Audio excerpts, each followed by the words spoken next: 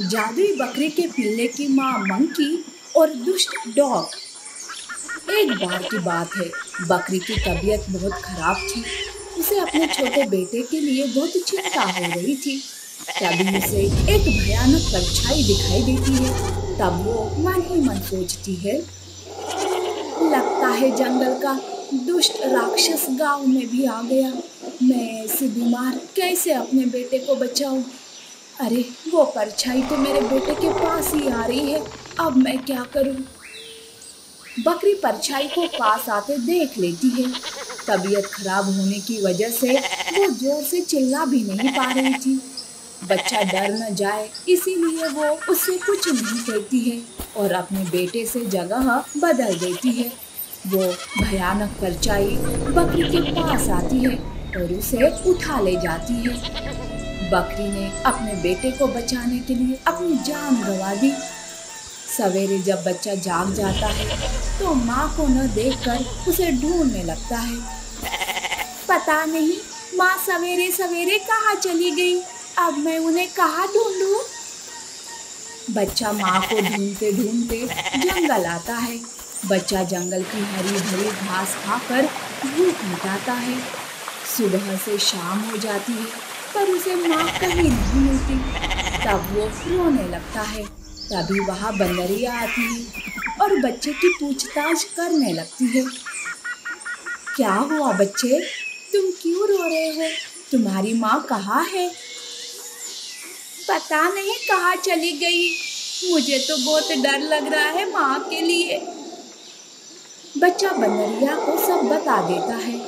तब बंदरिया मन ही मन सोचती है, लगता है उस दुष्ट राक्षस ने बकरी को मार दिया। हाँ, इसीलिए तो आज जंगल में कोई गायब नहीं हुआ, सब जंगल में ठीक ठाक है। बाप रे, अब इस बच्चे को कैसे बताऊं कि उसकी माँ अब नहीं रही। बंदरिया मन ही मन सोचकर बकरी के बच्चे को पास लेती है, उसे प्यार से सहलाती है और प्यार करते हुए कहती है, अरे धत तेरी की, मैं भूल ही गई। दरअसल सवेरे मुझे तुम्हारी माँ मिली थी, उसे किसी काम से जाना पड़ा है। उसने कहा था कि मैं तुम्हारी देखभाल करूं। देखो ना, मैं कितनी भुलक्कड़ हूँ। बंदरिया छोटे बकरी के बच्चे को आसानी से बहला फुसला कर उसका रोना शांत कर देती है। वो बच्चे को अपने घर ले जाती है। बंदरिया बच्चे को जय नाम देती है। वो जय से झूठ बोलकर उसकी माँ की सच्चाई छुपा कर रखती है। बंदरिया जय को अपने बेटे के जैसे पालने लगती है। जय भी बंदरिया को अपनी माँ कहता है, पर कभी कभी उसे अपनी माँ की याद आती रहती थी। उस रात जय को नींद नहीं आ रही थी। तब वो सोचता है, मेरी माँ वापस क्यों नहीं आ रही है? ऐसा कौन सा काम है जो बेटे से भी ज्यादा प्यारा है? नहीं, मेरी माँ गायब होने में जरूर कोई राज है। जय सोया नहीं था, तभी वो एक कुत्ते को विशाल कुत्ते बनते हुए देख लेता है। विशाल कुत्ता वहां से जाने लगता है। तब जय भी उसका पीछा करता है। विशाल कुत्ता रात के अंधेरे में हिरण का शिकार करता है और वो उसे बेरहमी से मार देता है। पर तभी विशाल कुत्ता जय को देख लेता है।